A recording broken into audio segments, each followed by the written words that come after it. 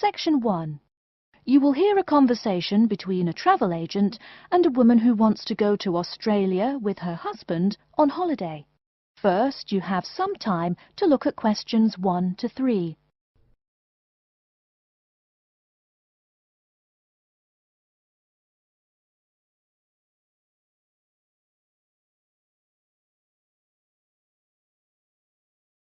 You will see that there is an example which has been done for you. On this occasion only, the conversation relating to this will be played first.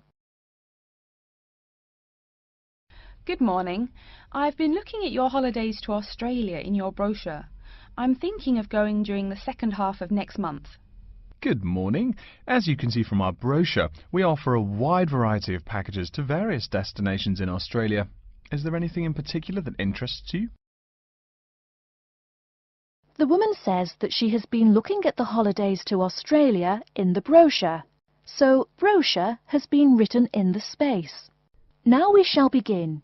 You should answer the questions as you listen, because you will not hear the recording a second time. Listen carefully and answer questions 1 to 3.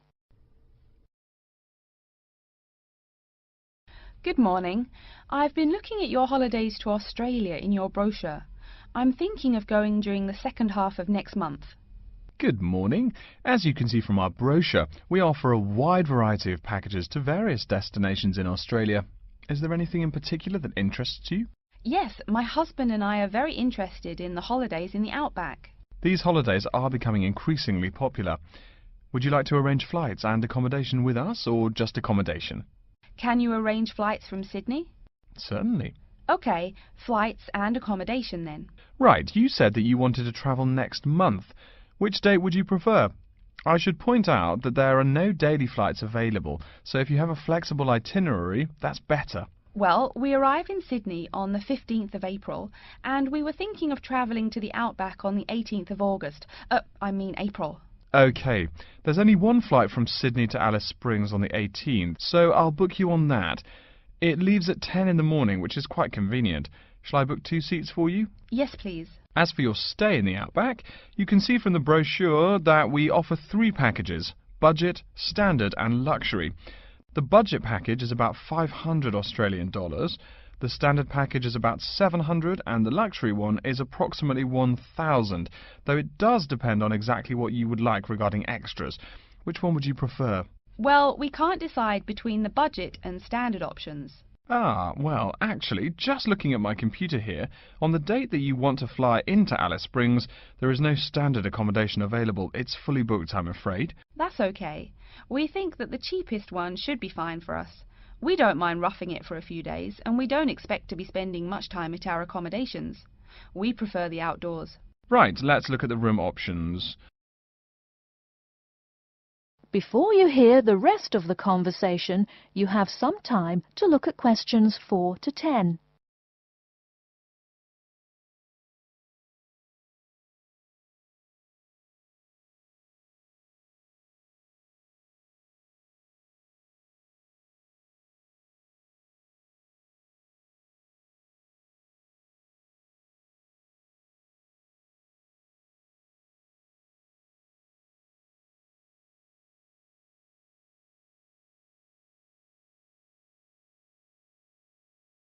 Now listen and answer questions 4 to 10.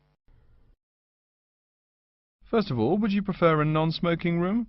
Yes, neither of us smokes. OK. Oh, before I forget, could you book everything in my husband's name, please? Yes, of course. Are you paying by credit card? Yes. In that case, I'll need your husband's name exactly as it appears on the card. Of course, it's John A. Smythe. That's Smythe with a Y. John, middle initial A, surname Smythe, S-M-Y-T-H. Is that correct? Correct. Thank you. I'll just check the price. The room will cost $100 a night plus $10 tax, so $110 per night in total. Is that okay? Yes, that's fine. Book us for 3 nights, please. Most of the guests like to participate in some special activities and trips while they are staying in the outback. Is there anything that interests you and your husband? Yes, there are several things we'd like to see and do. We'd definitely like to visit the cultural centre. Yes, that's very popular. It's within walking distance of the accommodation and it's free. It's also a great place to pick up souvenirs of your trip. We were thinking about visiting one of the nearby farms. There are 2 farms nearby, a sheep farm and a kangaroo farm. There is also an opportunity to ride camels in the desert. Have you ridden a camel before? No, but it sounds like fun. Could you give me some more details about the kangaroo farm and the camel ride? Certainly. The kangaroo farm includes information on how the animals are raised, whilst the camel ride provides information on desert flora and fauna. Which would you prefer? You can arrange to see the kangaroos in the wild if you like, rather than on a farm. That sounds perfect.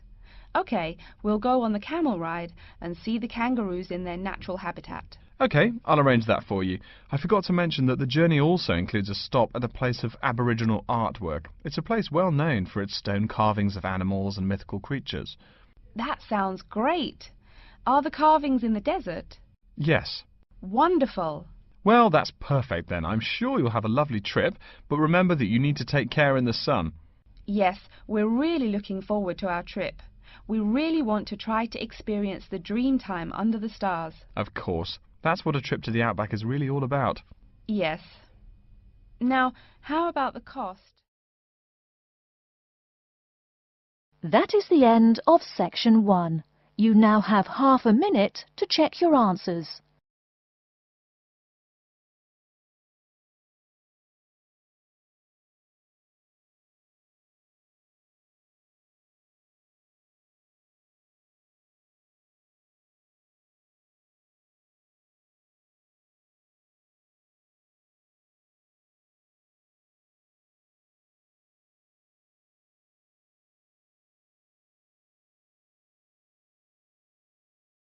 Now turn to section 2.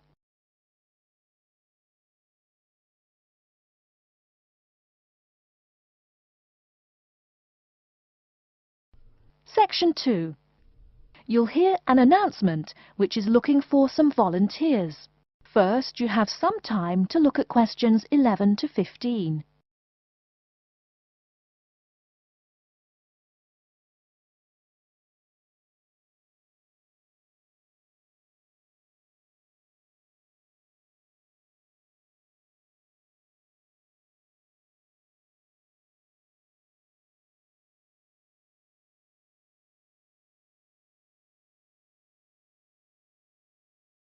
Now, listen carefully and answer questions 11 to 15. Continuing our broadcast of public service announcements, Worldwide Helpers announces upcoming vacancies for a number of volunteer worker positions. All applicants must meet the following requirements. First of all, applicants must be over 18 years of age. The company apologises, but there can be no exceptions to this rule. Second, persons interested in these positions may not have police records. Minor traffic offences like a parking ticket are, of course, no problem. But, and I quote, past and present drug users and sex offenders need not apply. The employer will, of course, check with the police to verify your clean record. In addition, applicants must supply references from past or present employers or teachers along with their recent CV. These references must testify as to the applicant's work habits and/or character. Remember, these are references from employers or teachers. A note from your dear old mum won't do. Worldwide Helpers assures me that they will contact these references to confirm they are genuine. Although all positions are volunteer, the employer will reimburse some of your expenses. For example, they will pay for transportation to and from the job site. Aside from that, the cost of phone calls is covered.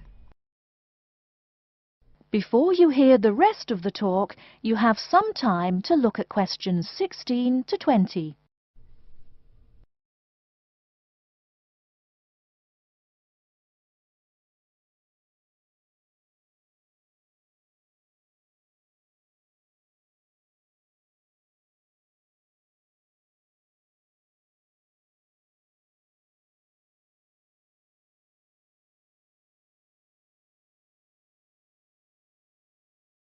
Now listen and answer questions 16 to 20.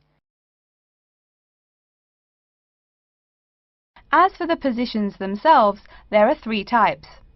The first involves assisting persons confined to wheelchairs. For this position, volunteers must be physically fit and in excellent health. They must be able to lift at least 150 pounds. They should also have a current first aid certificate from the Red Cross. But the most important requirement is that the volunteer must have his own car. On Tuesday afternoons, the volunteers take their clients to various scenic spots around the city to experience and enjoy nature. If you don't drive, but you'd still like to get involved, the centre has a number of openings for people to read to the blind. Readers must, of course, read English clearly. Persons with no foreign accent are preferred. For these positions, you must be available on Monday mornings. Oh, wait, I see a note here. There is one opening for someone who can read Urdu. Apparently, there is a Pakistani blind person who'd like to hear his or her native language, but the other positions are all in English. And finally, there are a limited number of volunteers needed to care for disabled children. I'm sorry, but the information I've been given does not say how many children or what disabilities they have. In any case, you are needed to care for the children for 1 week in August. Apparently, this will be at the close of the summer holiday. I would guess this involves helping them with the routine chores of daily life. Again, volunteers for this position must know basic first aid, be in good health, and be able to lift up to 75 pounds. Okay, our next announcement is looking for someone to facilitate tiger breeding at the London Zoo. And get this, it's a strictly volunteer position. That means you don't get paid. Oh my God. I'm sorry, ladies and gentlemen, but I just have to laugh. That is the end of section 2. You now have half a minute to check your answers.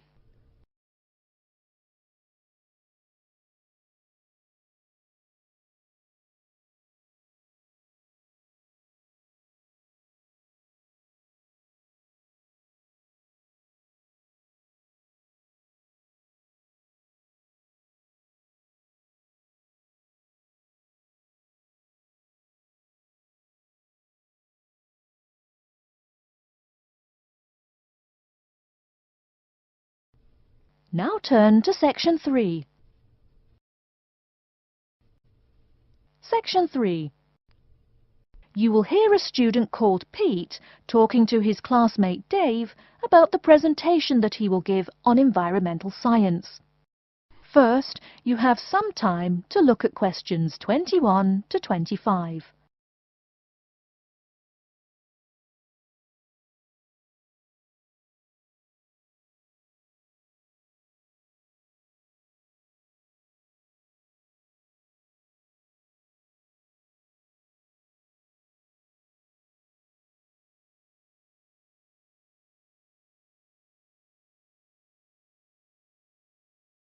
Now listen carefully and answer questions 21 to 25.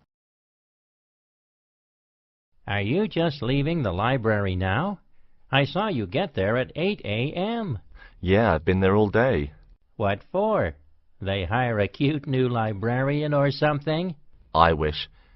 No, it's the presentation that I will give in environmental science the day after tomorrow. What's it about? I heard you were really excited about the class. And Dr. Schnee also calls you for the arcane questions, as he calls them. It's about environmental damage in the Yucatan. Excuse me, what? Or is that where? The Yucatan. It's a state in southeast Mexico. So what's happening there? Agriculture is having a really adverse impact on the environment. There are too many farmers doing too much farming. It's really destroying the forests and ruining the soil. Deforestation is a major problem there now. How did you learn about this? I don't recall Dr. Schnee saying anything about it in lecture. Yes, but my brother went there last month. You know, to look at the old cities like the Maya Indians built. That's what first got me interested. Your brother Tom? No, Dick, Harry's twin. Anyway, He told me how few trees there were now, and how much empty ground that grows almost nothing. He said the place looked more like the desert than jungle in some parts. It brought environmental damage, so I started looking for materials in the library. Here, look at this magazine. What's in it? It's an old issue of National Geographic. It includes interviews with tourists who have been there in the past few years. It's pretty bad. See the photos? I see the photos, but one or two photos don't prove anything. Then read what the article says. Right there, the first thing it points out is how soil samples show it's hard for anything to grow there. It says how an area of 21,000 square kilometers has lost most of its forest in the past 10 years. See, there are graphs. As the number of farmers increases, the acres of forest have decreased. It's an inverse relation. Before you hear the rest of the talk, you have some time to look at questions 26 to 30.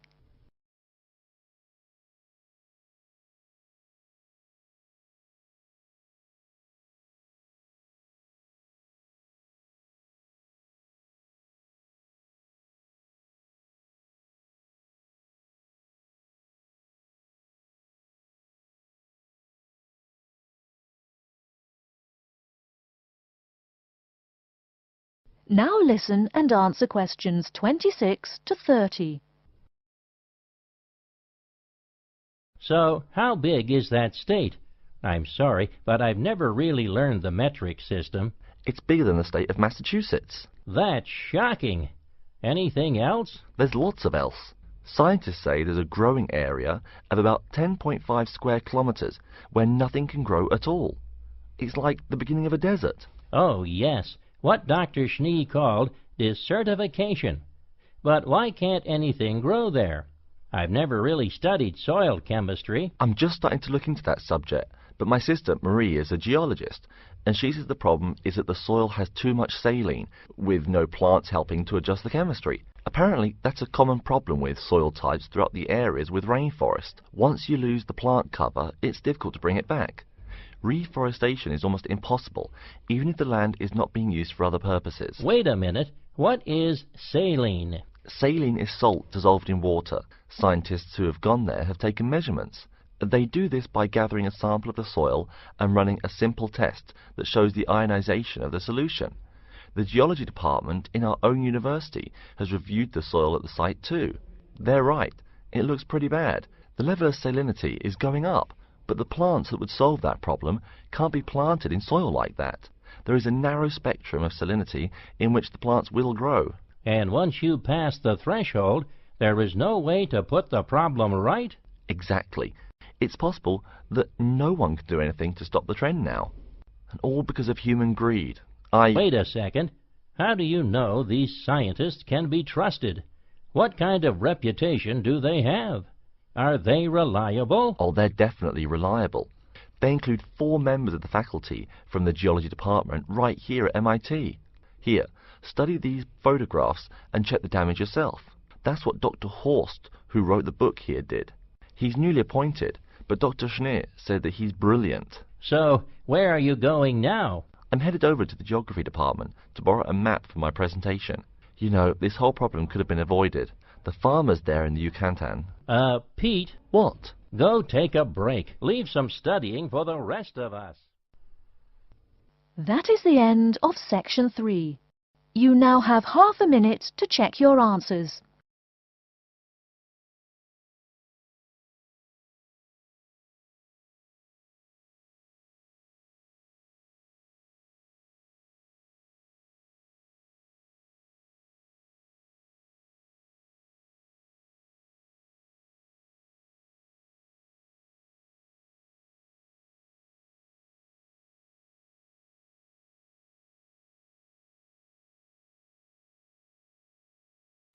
Now turn to section 4.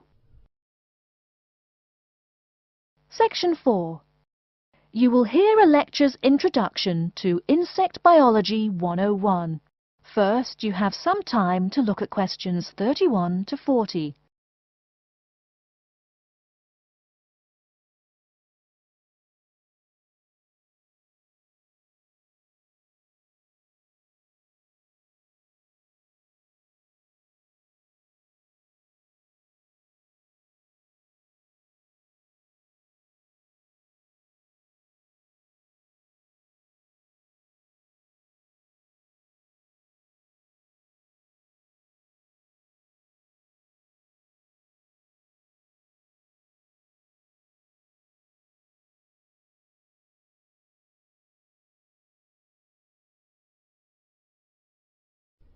Now listen carefully and answer questions 31 to 40.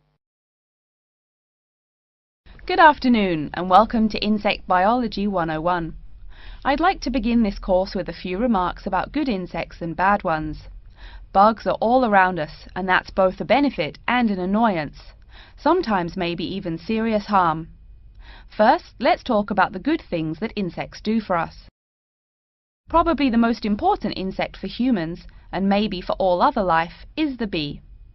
Bees help plants in the process of pollination, and thus are necessary to most flowers and fruit-producing trees. That is, they carry pollen from male flowers to female. If it weren't for bees, we'd have very few food plants and no fruit either. In fact, there would be no we.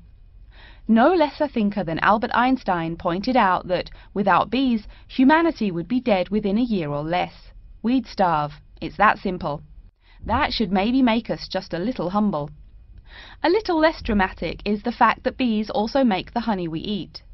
Moreover, they produce beeswax, which is useful in candles and is also used as a first-rate furniture polish. Sure, these may not be vital to our lives, but they can serve as reminders of how important bees are. That's a point I keep coming back to in this course. Though, in all fairness, I should point out that butterflies aid in pollination as well as bees. Now, here in Michigan, what's the worst part of summer? Yep, that's right, mosquitoes. But I'm talking about helpful insects, right? So let's look at the dragonfly first. If there were no dragonflies, there would be even more mosquitoes. Dragonflies mainly eat mosquitoes and also a few other insects. Yes, that's right. They don't just fly around, and they also help to eliminate harmful insects. So the next time you see a dragonfly, don't you dare kill it. Now, let's talk a little about those harmful insects. Take the mosquitoes I just mentioned as an example. Not so many years ago, mosquitoes here in America weren't just annoying, some were even deadly. They carried malaria and yellow fever. My own ancestor, the Confederate General John Bell Hood, lived through the worst battles of Civil War, only to die at age 38 from yellow fever. A pest, not a bullet. Well, besides the mosquitoes, in summer there is also a kind of insect that never seems tired. Right, that is the fly. Before I go on talking, I must mention an African fly called the tsetse fly, which feeds on blood and can cause serious diseases in the people and animals that it bites. Besides, it is still a bearer of sleeping sickness, which affects around 300,000 people every year in Africa, and can be treated only with toxic drugs that are hard to administer. Worse still, the drugs sometimes don't work. Other insects, of course, destroy food crops. In China, for instance, locusts continue to be a danger to the harvest in some areas. Less important, but still annoying, moths eat people's clothes and dust mites slowly destroy carpets. Worse, but still in the home, termites or white ants eat wood, the wood of your house. If they are not stopped, they can eventually destroy the whole building. Usually they seriously damage a building before anyone even notices them. So, as we all know, insects can be a real trouble. So, what to do?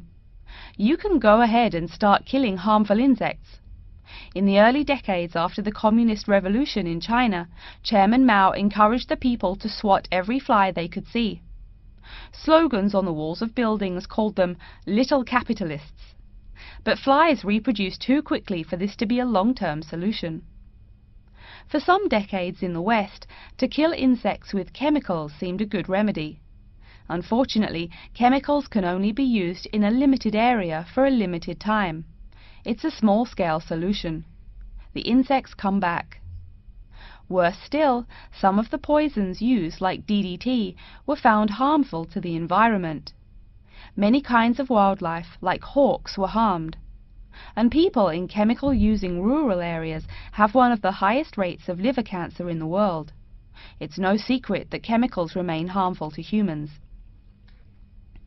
Like all species, insects adapt to their changing environments at an amazing rate. When a new chemical is introduced to their habitat, the insects that survive are generally the ones with some way of resisting the harmful effects. They then breed with the other survivors, and just like that, insects become resistant to most poison in a few generations. An insect generation, remember, is a couple of months at most. So again, we have to ask, what to do? Well, there are biological solutions. Some of these are pretty simple. One is destroying the insect's habitat. You take away their home or food. Cleaning your kitchen is the best way to prevent roaches. No garbage, no food. Getting rid of marshes and swamps eliminates mosquitoes. Other solutions might include bringing in dragonflies or bats in areas where mosquitoes are many. This is a cheaper alternative to chemicals. Biological methods like this also bring no extra pollution to the environment. But you have to be careful. If you change the environment too much, you might be hurting other forms of life accidentally. One recent method of controlling insect populations involves interrupting their breeding cycle. What does that mean? It means birth control for bugs. Insects are provided with food that makes them unable to reproduce. Since they can't have babies, the population disappears, or nearly so. And since no young are born, resistance is not a problem, with no young insects developing increased resistance. Interrupt the life cycle, eliminate the bug. It's clear that we must have an understanding of the life cycle of the insect. At least, that's the plan. We'll go into more detail as the course goes along. Now, I will stop here to see whether you have any questions or not. That is the end of section 4. You now have half a minute to check your answers.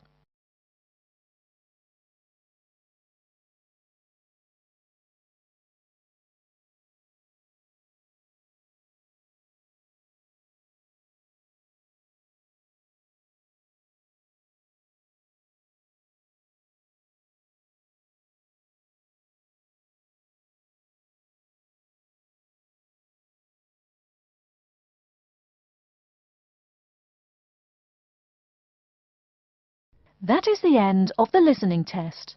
In the Ielts test, you will now have 10 minutes to transfer your answers to an answer sheet.